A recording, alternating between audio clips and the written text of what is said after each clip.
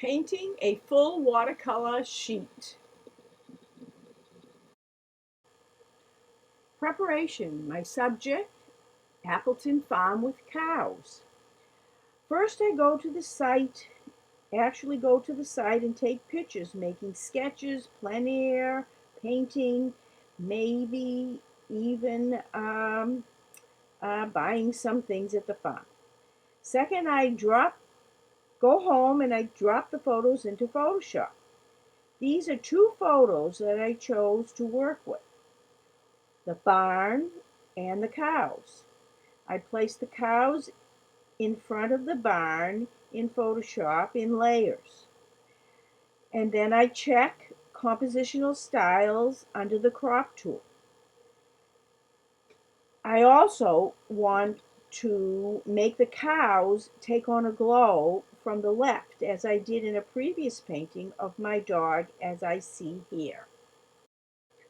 Materials. Are you ready? You need a large area to mix, a tray. I use 3 jars of water, one for reds, greens and blues, and yellows. So I also have clean water, always have clean water, and I don't want to muddy my colors. I use paper towels and a sponge to wipe my brushes.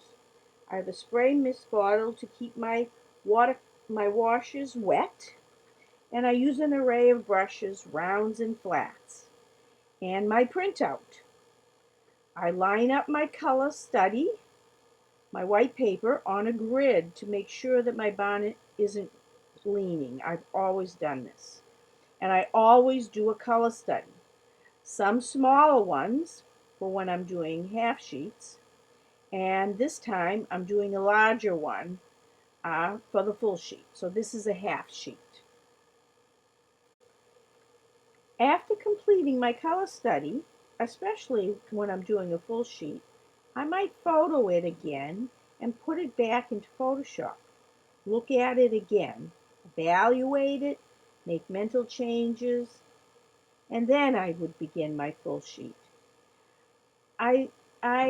Because I taught photography, I think I just like to see it again, and some people use a mirror to look at things backwards. I use Photoshop. I do not use the photo anymore. I use my color study. And as you can see from the full sheet, it's not exactly the same as the color study. After painting most of the watercolor, I take a break for at least a week. Look at it occasionally, but make some mental notes, but I really don't touch it for at least a week or more. I paint something else, maybe a Yupo, maybe do a collage type of thing, but I definitely do something else. Then I can come back and look at it with fresh eyes, make my changes, and sign it. Thank you. Hope you enjoyed my video on my thought process for large watercolors.